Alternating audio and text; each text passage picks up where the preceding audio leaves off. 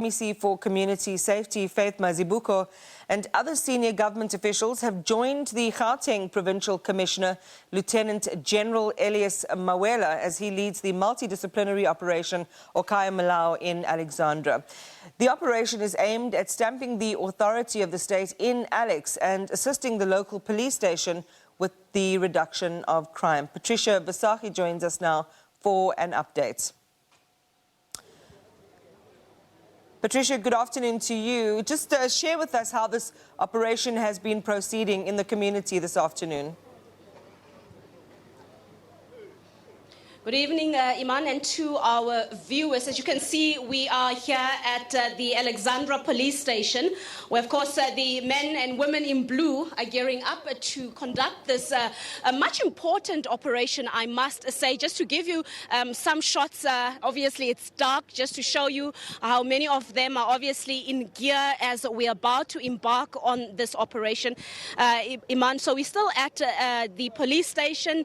Some of the seniors obviously who will be leading this operation are locked in a meeting which we believe is now finalized, and we'll be heading to some parts of the community where search operations will be held.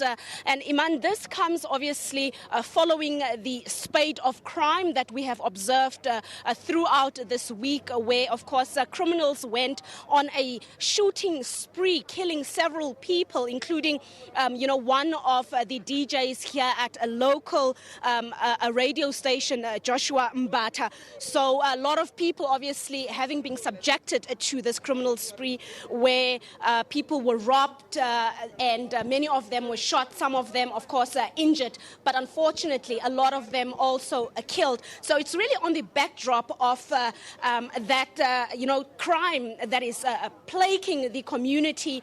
A lot of the residents here saying enough is enough, saying that they want to see more police visibility. They can't take it anymore. Obviously, crime is, taking things out of control. Criminals are taking over.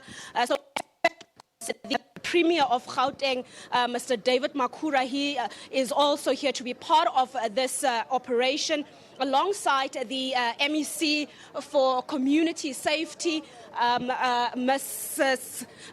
Faith Mazibuko, who will be here alongside, of course, the Police Gauteng Commissioner, who will be leading the men and women in blue, where they will be obviously stamping their authority, just to obviously make sure that law enforcement is prioritized, as I have said, with the recent criminal activity that is plaguing the community, many lives lost, community members saying that they expect more from the men and women in blue, and something drastic needs to happen. So obviously a lot of issues on the ground, and it is those issues that have compelled the police to gather here today, saying that it's time that they go into the community and they make sure that, they try and tackle some of the serious criminal elements that are causing havoc in the community, being a nightmare for ordinary South Africans and obviously everybody else that is living in this particular community.